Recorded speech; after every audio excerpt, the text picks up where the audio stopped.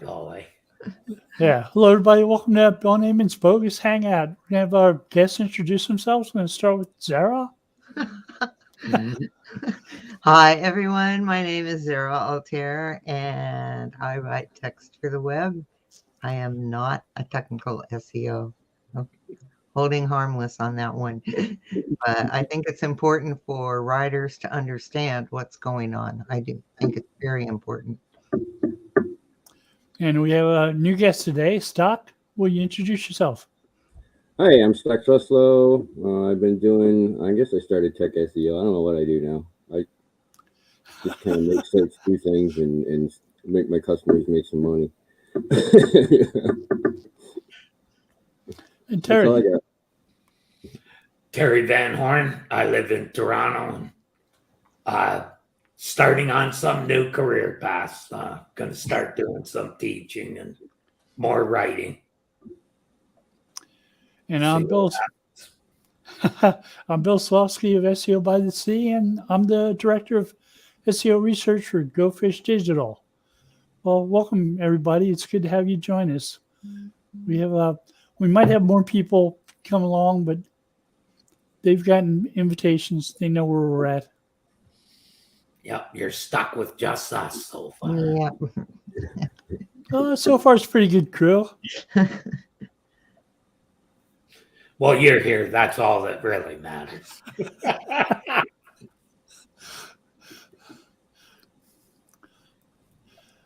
So you had some interesting stories for us today, Terry. Yeah. Yeah, there's a few things I found kind of interesting. One was kind of the last week or so, I've been looking at indexing. And I've also noticed from now that I'm on Twitter a lot more complaints about people not getting indexed, getting what looked like crawled, but not indexed. So I have a few thoughts on that. You've kind of,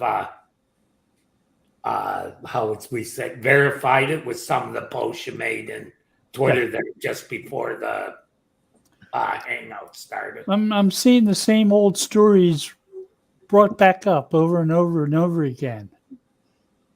Like people complaining about no index and the no index replacements. That's like a 7-8 year old story. I'm sort of tired of it. Yeah, I never understood why anybody no indexed anything. Unless it was a direct customer money page. Yeah. And I didn't want Google to see it, but I wanted the client or the customers to see it. That's the only reason I would no index something. Otherwise, I think it's just a useless page. And Google doesn't want you putting, even if they're not indexing it, they don't want to see 900 no index pages on a 2,000 page site. Just remove the stuff and 410 it. Bye-bye. There's some pages where there's value in including stuff because you help the person visiting your site, like including tags. Yeah, see. You want to tag blog posts so that people can find things that you've written that are relevant to what you've written before. Yeah, I'm bad for that. I don't use tags for that because I decide I don't want to no index them. So I just won't use them. I look at it. I look at it as more of a user convenience.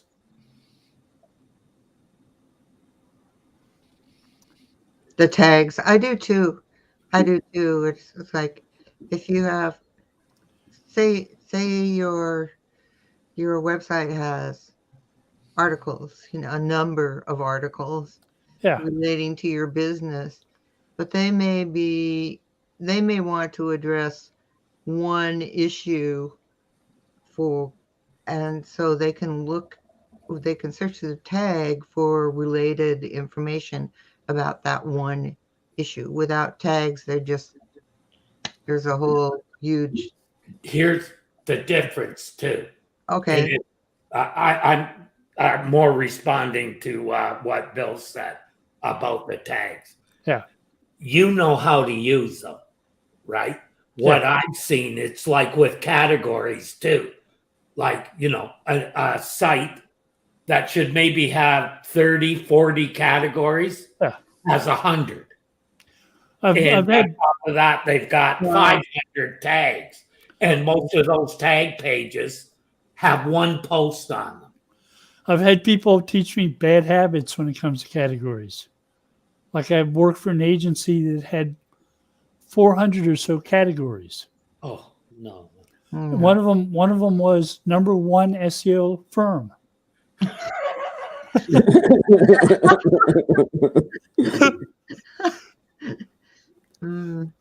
But somehow there are 4 posts in there, even though there's only one number 1, right?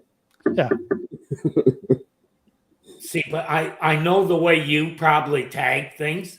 Your tag pages have lots of information on them. Whereas I don't have many tags. I do have a number. I have about 25 categories. Right. And how many tags? Might have 15 tags. That's what I was speaking to. Is I've seen tags for a guy is mentioned once in a post, say a person, right? And you tag that, right? Yeah, it's not linking to anything. It's not linking to anything valuable, so it's a useless tag, right? They say, "Oh, that's for search." Well, no, just put the guy's name in the title or the description, and the search will find it there too. WordPress is pretty good search from what I've seen. I made sure I built a site search into the site, and it uses Google Custom Search Engine. Oh, okay. Yeah. But that's not available anymore, right? It is. Oh, it's still available? Yeah. Oh, okay. And Google Alerts, are they still available? Google Alerts are still available. I still get I don't know why maybe a couple hundred a week. Yeah. Oh, Something did change a few years back on the site search. I don't remember what though. maybe it's you can't like if you're not already doing alerts, you can't start now. I don't know. I don't remember.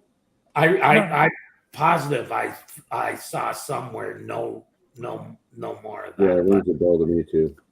I have a number of search engineers listed in Google searches or Google Alerts. So when they publish something new and they're mentioned, I can look them up. Because I wanted to use the Google, the little custom search you could do. Yeah. That's good for site search on any site. Well, provided Google is actually indexing your site. I forgot that. It's not indexed. You hit up over 1,000 or so posts, and the site search really helps. Oh, for sure, when you get up that high. Because you've also posted multiple times on similar related subjects. So yeah. Well, that's also where the tags come in handy, because you can take, you've got your main category structure, but your tags can cross over that structure to show related elements. There may be something that Google, and you may have a Google category that you're writing about SEO stuff here, and a Bing category you're writing about stuff here. And then there's some element you're talking about that's relevant to both of them. So you tag it, with that element name, and then each post can connect because of that one common thing you're talking about that doesn't fit your category scheme. And that's what really come in handy. And there are things that where Google, Bing, and Yahoo have all patented the same type of thing, but gave it slightly different names. Right. Like page segmentation. see, I put that stuff in schema now. Into the schema under mentions, right? So if I am writing a post and I mention Bing and Google and it's about stuff they're doing, I'm going to put that in the schema. Careful though, because schema and structured data, schema is a specific kind of structured data. A lot of what Bill just mentioned is structured data, but not schema. Schema is that specific format of Yeah, I know. I've structured data. written quite a bit of it lately. Yeah, I studied the requirements on Google for those and did it by the letter. Because I mean, technically, like just an unordered list or a table is structured data. Right. It's not schema, but it is structured data that Google can use. Oh, yeah, you could do that with content's about. Yeah. Yeah, built there's on no. the tab data where they can they can parse it using the delimiter, label and value stuff. Well, and they'll pick up headings and tables and all that kind of stuff too, and even kind of figure out what each thing means.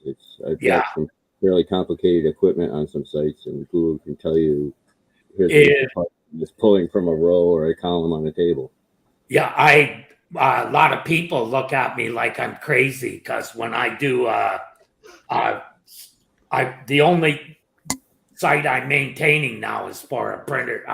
They sell printers and fix them.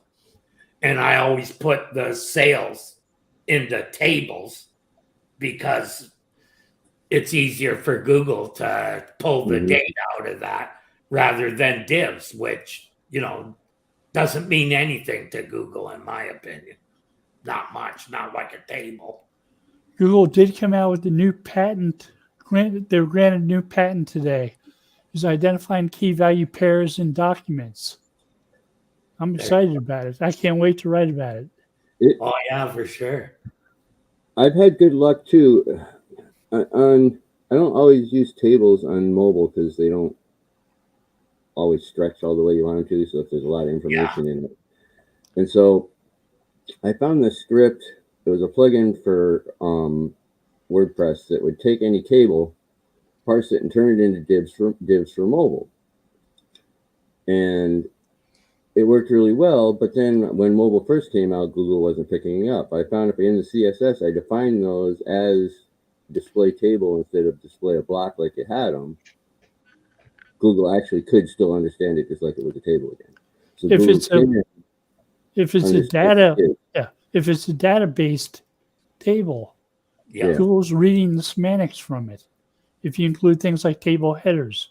Yeah, if you still have 3 topics across the top and rows underneath of them, they definitely pick that up. Yeah, but when it goes to mobile, those stack into individual things. Yeah. And Google can still figure that out if everything's labeled properly and marked up the way it should be. And Google's pulling that into knowledge panels. Yeah. Yeah. That's the thing with all that tab data. It's all going into knowledge panels, which from the post you posted today, I figured out that that's how they know if it's complete or not, by how many parts, how many things they can get out of the knowledge base that apply to the post. There was a ACM article about statistics from tables about 2 years ago that went into detail on that. It's really good. Yeah, it's always fascinated me. They've been able to do that for a long time. That's how they were originally doing Wikipedia and why it was, always number 1. They love the column delimited tables in Wikipedia, the 2-row tables. They're key value pairs. Most of it, once you get below the talking part, the first 2 or 3 paragraphs, it's all data that's delimited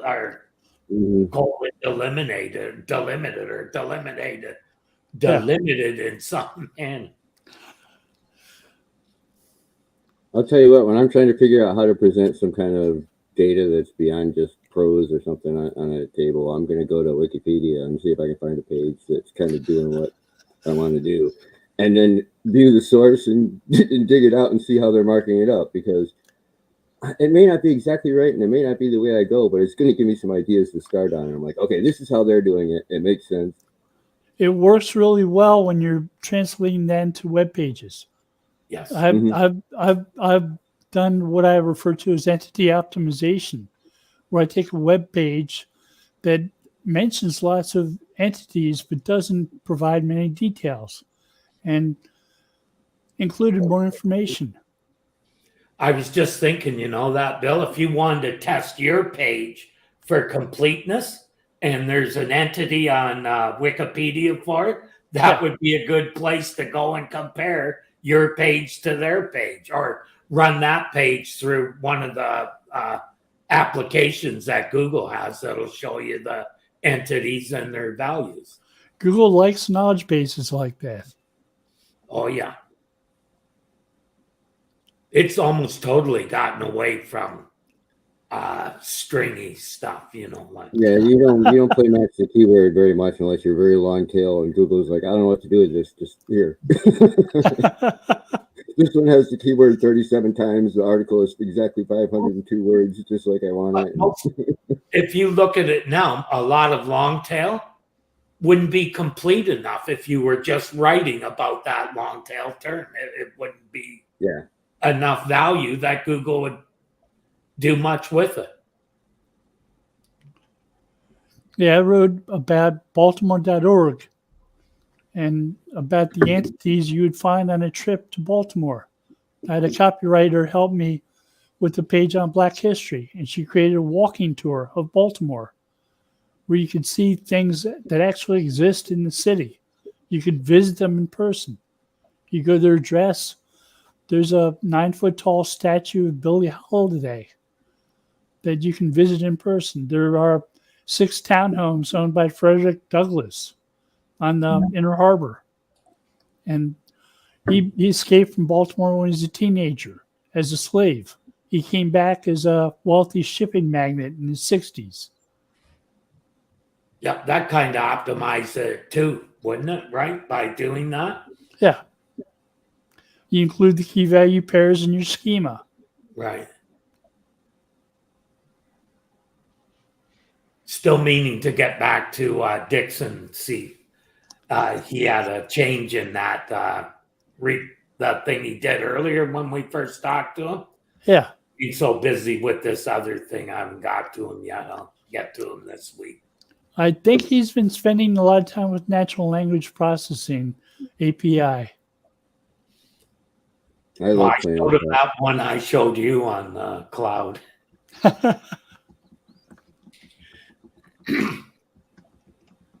He said they were all my writers. They know, anybody that I talk to that's we're kind of figuring out what we're gonna do for content. I'm like, hit your semantic triples. If you can hit your triples, we're gonna rank, and it works every damn time. If they can open up with this beautiful semantic triple that explains this is about this, and you open it up with that, and that page, it gets the featured snippet within 36 hours sometimes.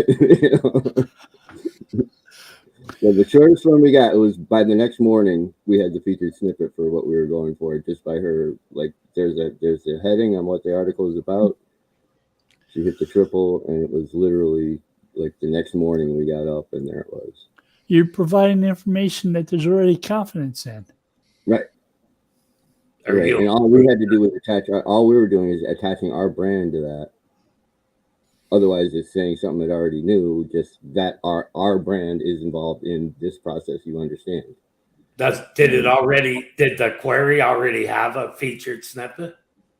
No, because it was a branded snippet that did it. Okay. We got our brand. The trigger to that is, I think it was like, what does this company make or something? I think anytime that Google can use a snippet and know that, like a featured snippet, and know that's going to answer someone's question, like about that brand, they're going to use it.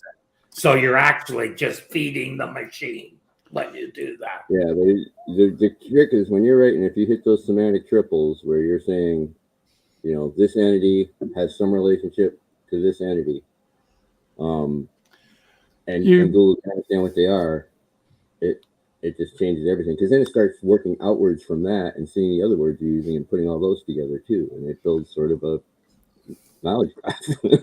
And when you brand it like that, it makes it harder to knock you out of that position. It's as if Google knows what you want and they're giving it to you. Yep.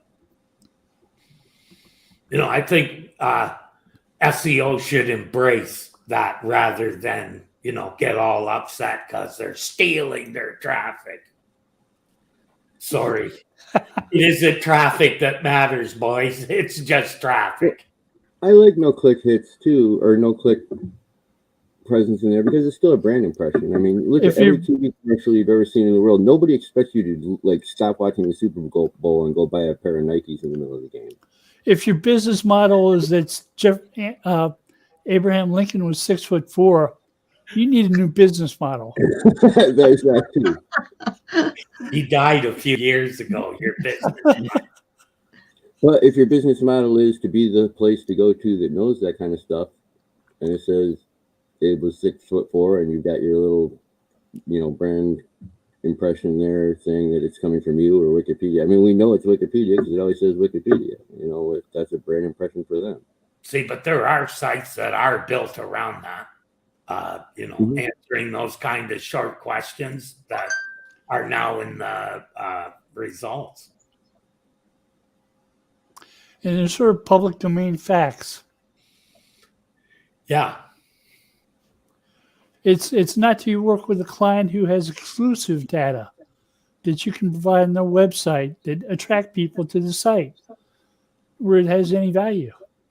Well, I think too, a branded a snippet with a brand in it is more likely to get the click than one that doesn't have a brand in it.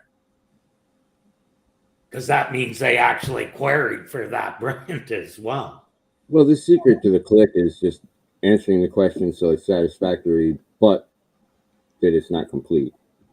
And you get some sort of indication. Like we try and put more than 6 items in any bulleted list, assuming there are more than 6 items. I mean, you don't make up nonsense, but try to make your bullet list a little bit longer so you get that and 3 rows. See? So That's what I like about old SEOs. We're still doing that stuff. And people think, what the hell do they do that for? Well, because it works, stupid. You get that click is if you can provide enough information so they go, it's satisfying, and they know the complete answer is going to come with the click, or that there's more to be learned if they make that click. But make it satisfying up front. It gives you enough for a casual answer, but there's more to it. And that's how you try and get the click is by letting them know it's more, or start with it depends. But solve problems, answer questions. Mm-hmm.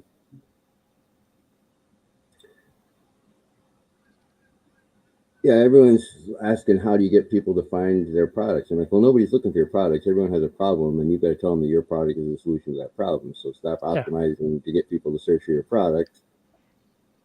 Optimize to talk about their problems and how you're going to solve them with your product or service or whatever you're doing. Make the error message they're getting one that's searchable, and you're the answer. Mm-hmm.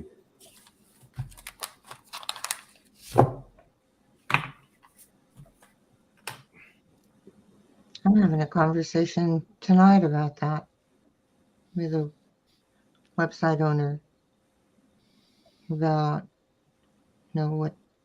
what they're doing now and how they can change to focus on the issues that their clients have rather than the foundation of they use the 16 personalities as a foundation for in helping their coaching clients. But if you do a search for any, pick one, of the 16 personalities, they're not going to show up. And and a lot of what they have in their articles so far is this personality type and that personality type. It's not going to happen. So I'm going to have a really serious conversation about. You know what, Czar? What? That's line media, right? They deal with personas. Yeah. We're audiences on the web. I'm on the internet in a meeting right now. I'm sorry. Yeah, it's just like you have to reverse, in my view, that you have to reverse your whole approach of what they have for their various coaching programs. They do it really well. All right, you know, they're very specific to career stages and things like that. But on the blog, they're not addressing the issues that their potential clients have. So they're not answering those. The right questions. They're not answering the right questions. Right. Exactly. Yeah, people search for the problems they have, not. Absolutely. If they knew what the solution was, they wouldn't be on Google. They'd already be calling. Right. You know? Problem.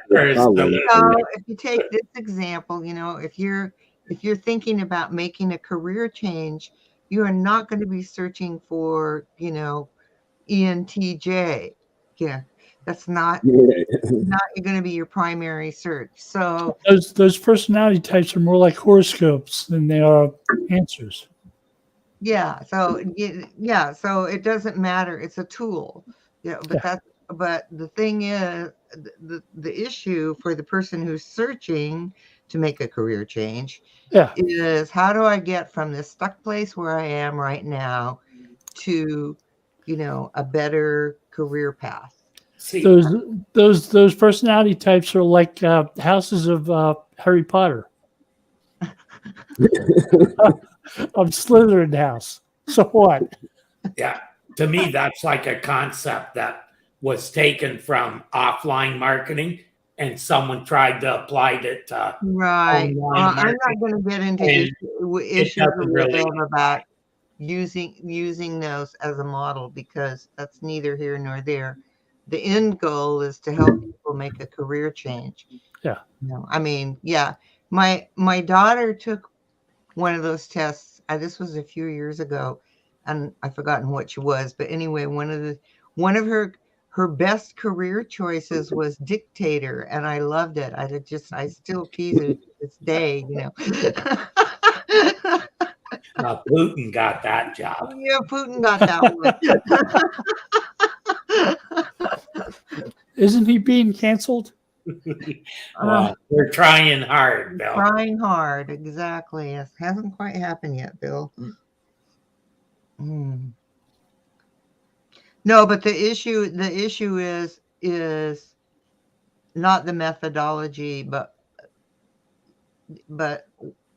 what that service can offer their clients, and addressing the pain points. So just the pain points are not addressed, period. The end. You know, Right. at this point in time. Yeah, I did a consult with a business coaching company a couple of weeks ago, and it comes down to nobody's looking for a business coach. People are looking to change their career or a resume. Exactly. How do I update my resume? You take this class. People aren't going, give me a class for resumes. They want to know how to do it. And you can either give them a step-by-step list how to do it, or you can go upsell them a class that teaches them how to do that, or you can, that's the question. It's not, nobody's looking for directly the answer because they don't know it. Right. They don't know what the answer is. That's why they're looking. Yep. Yeah.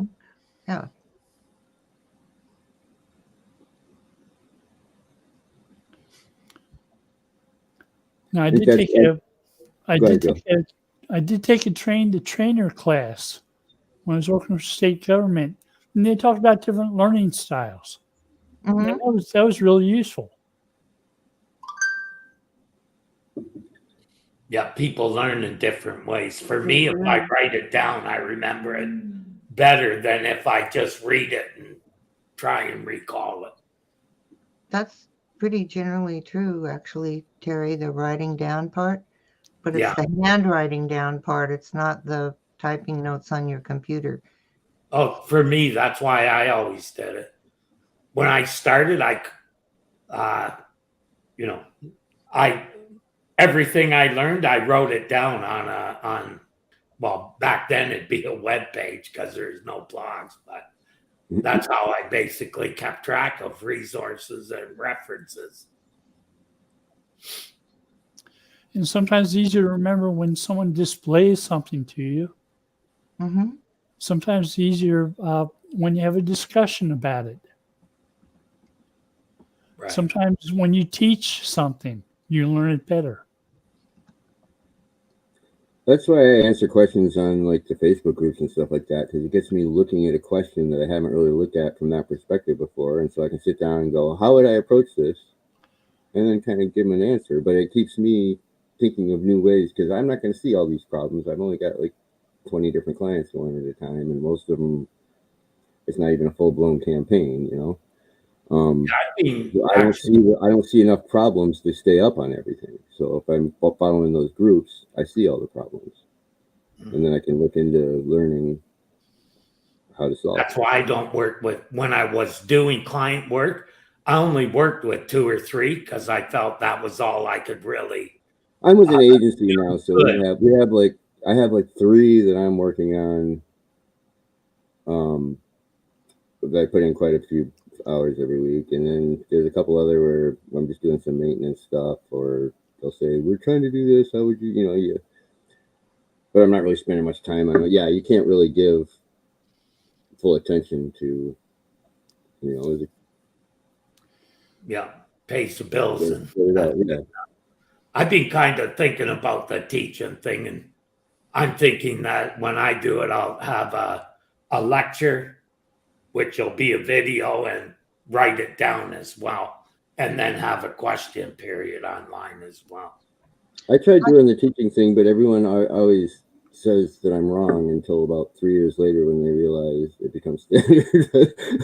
that it actually sunk in. Yeah. So I just recently did a workshop, an online workshop with people, and there were essentially 3 parts. One was the lecture part, and the other was an actual doing exercise. In this case, they were writing exercises. And the third part, and this goes back to what you were saying about talking and getting new information. And the third part is people sharing how they used what they learned in the lecture, quote unquote. I mean, I'm the facilitator. For writers, it doesn't happen until you write it, and so I feel it very strongly that a talking head going blah blah blah, write blah blah blah blah, doesn't do anything until you're actually writing and doing it and discovering that, oh, maybe this isn't as easy as I thought it was. Is how people internalize the information, and that the sharing sparks. Hi guys. Hey, Tom. And the sharing sparks new ideas for the other people that are in that learning group. But I really believe that for people to really learn, they have to do. The talking heads doesn't do anything. I mean, And I think you should go do it that day too. You can't let it sit for a week and then go back and try. Right, exactly. You got to take your class and then go start trying to execute at least something. Get something down on paper, in your case, or whatever, within hours after taking the class. So I think maybe for some of it, I would like talk about Google Search Console, have them open it up to one of their sites and then go through it again. And that way they'd have the real data in front of them, and they'd be better able to associate it to something in front of them that they know. It's not even just that, Terry. It's the actually going to the site and opening it up and navigating around in the site. Yeah, showing them how to navigate the site. Exactly. What each part is used for. The actual hands-on aspect of it. Mm-hmm. Yeah. I don't think there's enough of that in our industry. When people are starting out, it's all basically a school of hard knocks. You go there and you learn by doing it with nobody backing you up. Yeah. Which is good if you've been doing SEO for 20 years, but if you just started last week, it's overwhelming. Yeah. I was teaching somebody how to do content inventories. They hadn't done that before. Right. Running a Screaming Frog and export it into Excel and then manipulate it. And just the chance to manipulate that stuff and see all the parts really made a Extremely difference. valuable. Yeah. Yeah. To know how to use crawlers and use how to regex, all those things to run site audits is extremely important. That's one thing when I hadn't used Screaming Frog years, literally. When I opened it up the first time and it had all the APIs bringing in and stuff, now I just went, oh, shit. It's over. It's such a good value, though. I was looking for how you would find unused JavaScript, right, on using Screaming Frog, and I found the answer to that question on another page that must have had 100 other things like that. So I'll be, when I start going hard at this, I'll be relearning that for sure. Learning a lot of new tricks. And now you're going to write about them and share your wisdom with the world, right? I might do a video of it, but I don't like writing. To me, I type too slowly, so I can think it faster than I can type it. I was doing site audits, 20, 30 a week using Screaming Frog. And it really helps knowing that step by step how to compare those things, how to do those different tasks, like making sure you have canonical link elements that match up with pages if they're self-referential. Yeah, where all the canonicals correct, all that stuff is right there in one place. Yeah. What pages have bad click-through rates and what isn't right? It's all right there. Yeah, when you connect GA and Search Console through it, you get a lot of data, especially then Ahrefs or another tool like a Majestic or something. Yeah, I connected up the API for, I'm not sure if it's Lighthouse or the Speed. Yep. Page speed. The Google API too. Page speed insights. Yeah. And it had a lot of good stuff in it as well. It's awesome. It gets every page, so you can tell if there's a certain theme that's part of the theme that's not functioning. Time load and everything. So it's kind of, I think they measure time load differently than the actual time it says. I don't pay a lot of stock in that. It shows me one that I want to go and test it somewhere else, but because it's running off my machine on a high speed, like the fastest internet you can get in-house, right? Yeah. That makes a difference. So you want to actually test it on a mobile connection going across the continent type thing. Screaming Frog will replicate a 4G connection for you when you do Lighthouse testing on it. Oh, will it? Yep. Yeah. Okay. Dan Sharp's always rolling out new tricks every week.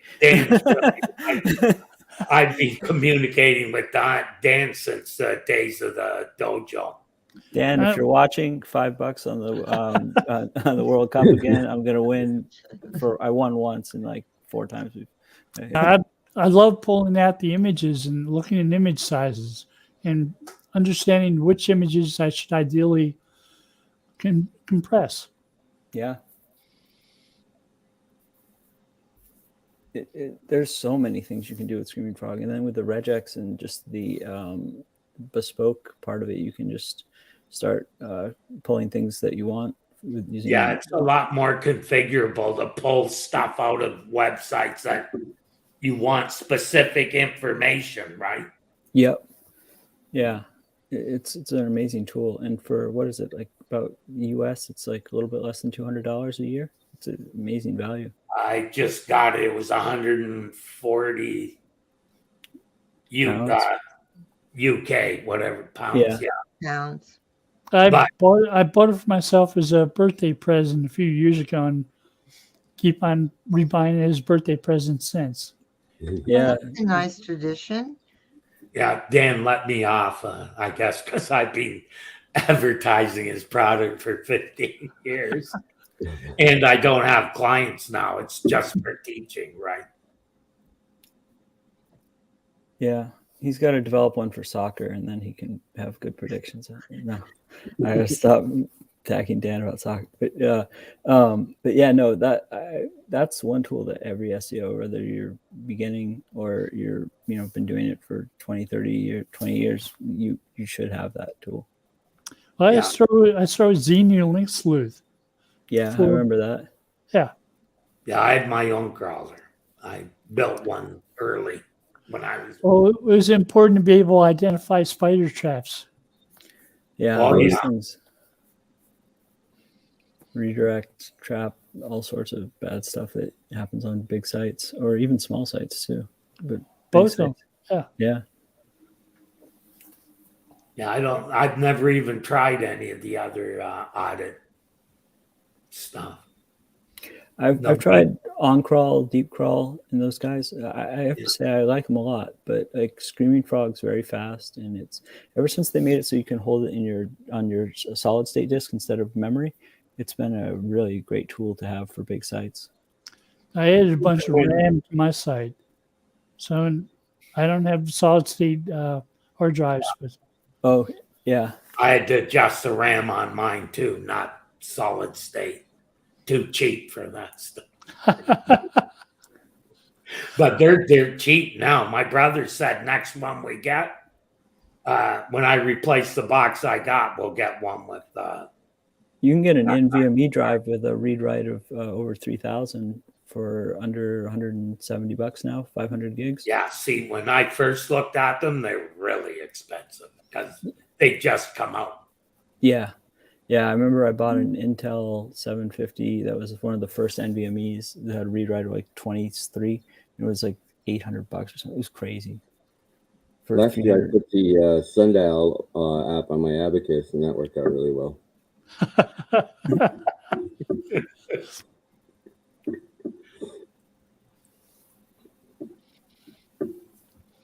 now, updating the RAM took about 15 minutes. Yeah. I didn't have to add RAM. I just had to open Allocate it up. more. And like right in Screaming Frog, they got an app thing that you can change the RAM that you're using in your machine. Says I had 16, so I devoted 14 to it. Didn't work on anything else when it was running. The least expensive way I think to do it now is to buy probably like I don't even think you need an NVMe, but if you get a USB 3 drive with solid state and it has a read write of over 500, or maybe USB-C drive you could get for like $110, and then you've got a terabyte where you can run the whole thing off of that.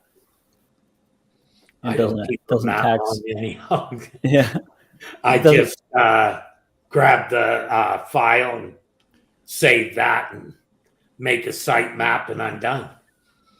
I used to make money by running Screaming Frog. I did a report at the end of every month, and 3/4 of the report was stuff coming out of Screaming Frog.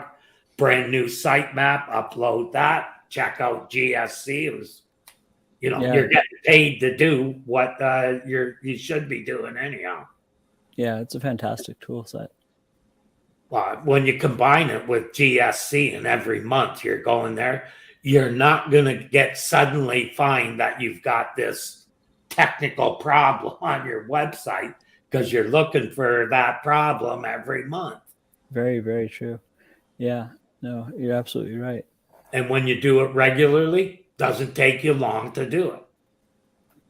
No, you're 100% right. Yeah, and now I wasn't aware that you could run more than one version of Screaming Frog at a time. Yeah. Apparently, there's a way to do that too. You can even set it to run weekly automatically. It'll like start itself up. And I'm not a fan of scheduling.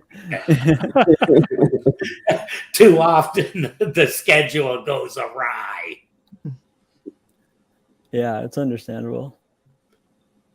Yeah, plus do I you get do paid that? to do it, so I want to actually see.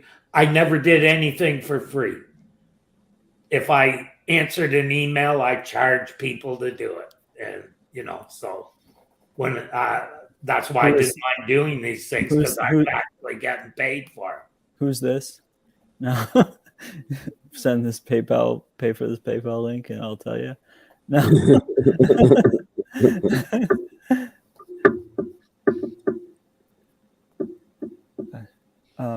Yeah. Has anyone noticed any lack of developers from Russia because of the sanctions? Well, No, they but got to be hurting because they I can't really work in the United States anymore, can they? We've got in-house developers. Yeah. Yeah. A friend of mine at TopTal said that they were everything's not going well for the people in Russia right now.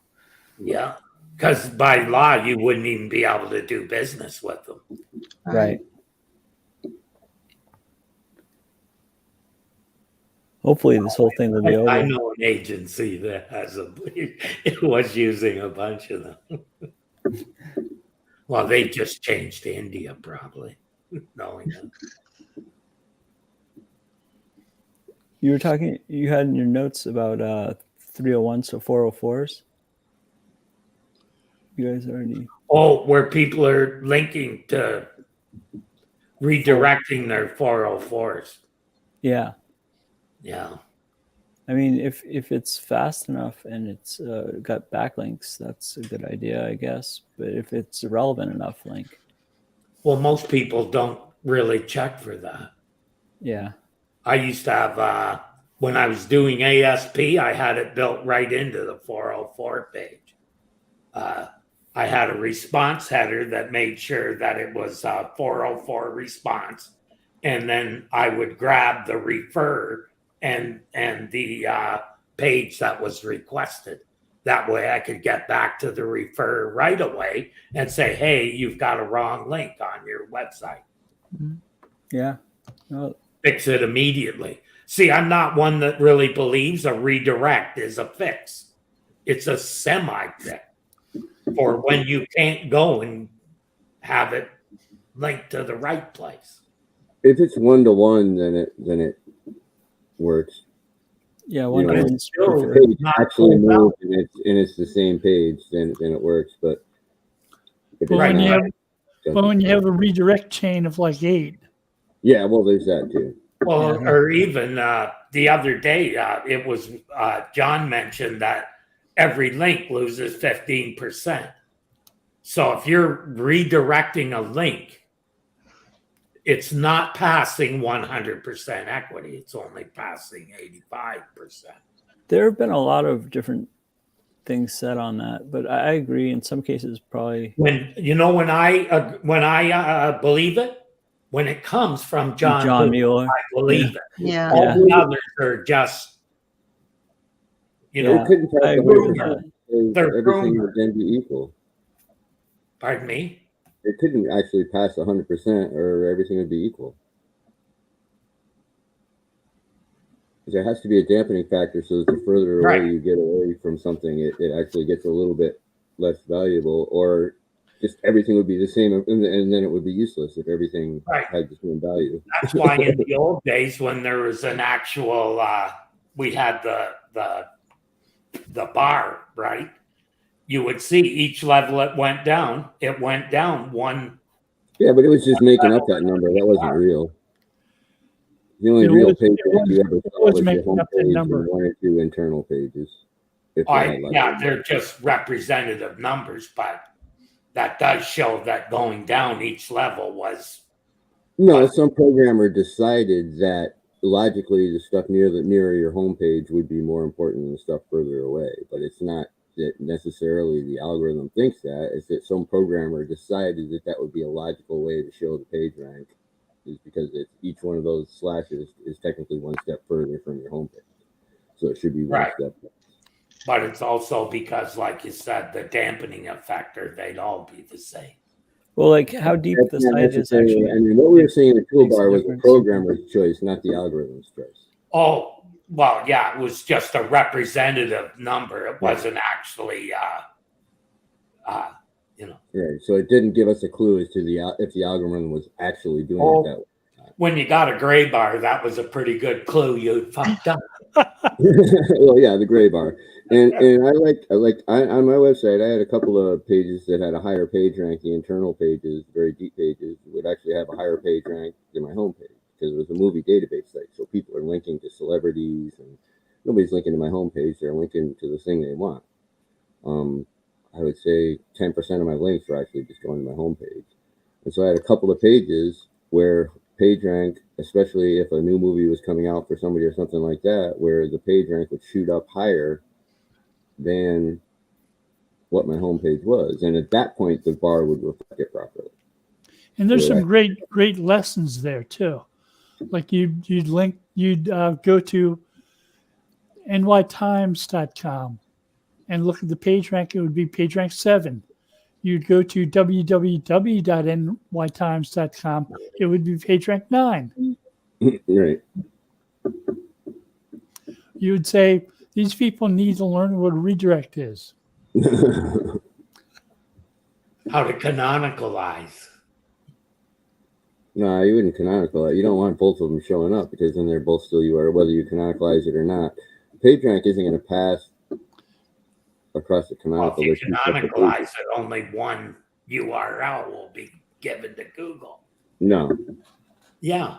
Canonical doesn't exclude the other URL from the index or from Google or from it being ranked or tracked. Canonical just says whichever one you're pointing to, this is the original. I'm talking about, This is the original. I'm That's talking why- about canonicalization in a page. I'm talking about canonicalization at the hit access level. This is the preferred way of presenting this URL. Right. Yeah. I It's see like, now. It's like the old comedy guides on the web in the early days, 90s. Canonical comedy. I don't know it, but I'm sure it was funny. They published those. And now it's canon.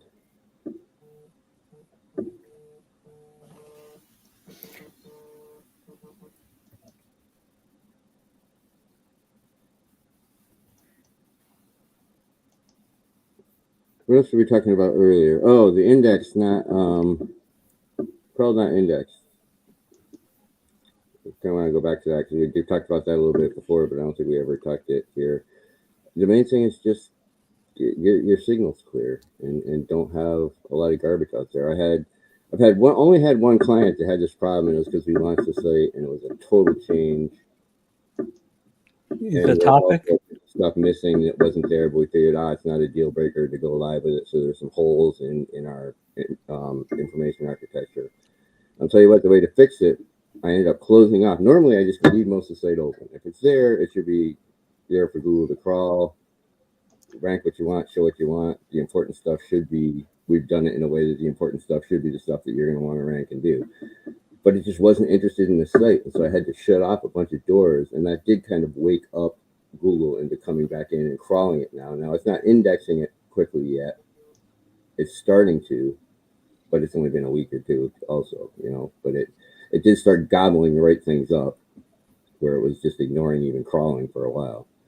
Have you still got some of the pages that were of lower quality on the site? Well, see, I don't know what Google's considering lower quality. I'm just assuming that Google was confused because there's just so much there, and there were some logic holes in the information architecture because the content wasn't ready. And so I plugged any hole to any place that wasn't absolutely useful. And places I'll probably open these doors back up again, but I basically funneled it into our main important ideas that we need to get across. And just shut down the rest of the site. Everything else is no index, and I kind of forced Google to look at this specific path through the site. That makes sense. It seems to be helping it make sense of what that is, and it's slowly starting to rank. It's adding a page or two every day, and crawling whatever it can find. But it seems to really want to understand something and how it fits. It's not going to just take a page, see keywords on it and say, okay, well, I'll rank it for that until I understand it. It actually wants to understand it before it ranks it. Right. See The context and see the what it connects to, right? And so it takes longer. And by having all that garbage that it didn't understand and our holes in the information architecture, because we didn't have anything published, I think just we had it going, well, I can't even bother trying to figure this out right now. But by focusing it on the things that are ready and guiding it through the website properly seems to have it more interested. Now it's still too early to know for sure. I've had educational sites with directories where the directory pages weren't very helpful. They didn't include much information. And if you include more information, Google likes the pages much better. Mhm. I notice a lot of small towns do that too. They'll have a directory, but then it doesn't really take you very far once you go to the next level. And that is true of educational institutions as well. Like department pages. Here are the members of this department. Here are their titles. Mm-hmm. What does that mean? Right, yeah. If you don't give it some kind of context on what it means, then it's There are 5 entities or whatever at that school or whatever. You're supposed to divine what the department is. Yeah. Where they go to school, what do they teach? What do they specialize in? All What right. type of students do they take? Do they hire interns? There's a lot of information you can include. If you don't, you're sort of cheating yourself and cheating people who come visit your pages and read them. mm-hmm. You're not giving them all the information they're probably looking for. You're only partially filling the bill. Yeah. Mm-hmm. which Google figures out pretty quickly. Starting to. Yeah. Too for hospitals too. You know that when they have information about the medical service providers, also known as doctors, that you can actually get a lot of information, understanding about those people if they have a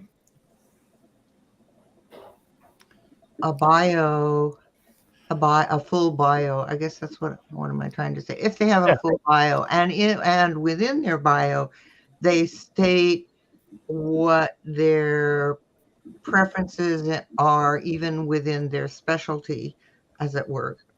So Maybe where they went to school, things like that. yeah, or then where they went to school, where they had their residency, all that sort of stuff.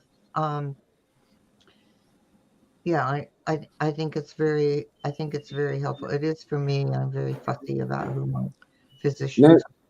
Not an SEO thing, but I found in things like that too, where you're looking to trust somebody. If that bio is told in the first person instead of a third person, it tends to help. Again, it's not going to help with SEO at all, but it does seem to help with conversions and trust with the user and going through and actually getting that contact and things. We did a couple consults a year or so ago.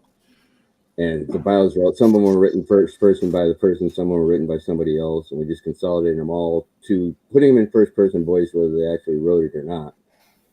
And conversion rates just went through the roof Just by changing from third person to first person. Wow. And being consistent about it too. I mean, they had a couple that were first person, and those doctors were getting calls where people were saying, "I want to talk to this guy. I want to talk to this woman. I want to talk to this." And it was always he's a real person because it says I. Yeah, that makes sense. They know you. You introduce yourself to them already, and then the other one is just some facial thing. And so, when you're trying to build trust, if you can use that first person voice a little bit, it can be a big help. Approachable. Yeah, I don't know that Google takes that into consideration. I don't see why it couldn't, but I've never heard that it does or should or would. But it will help with conversions from my experience. Wow, interesting. Makes a lot of sense. Because they are what Terry said, approachable. Yeah, you Yeah. wanted to. You're taking the time to talk to me now. I bet you're going to take the time to talk to me later. Or Right. Yeah, it's a big difference. you got that freaky SEO guy in the background just making up bullshit about the guy. Getting keyword stuff in your bio.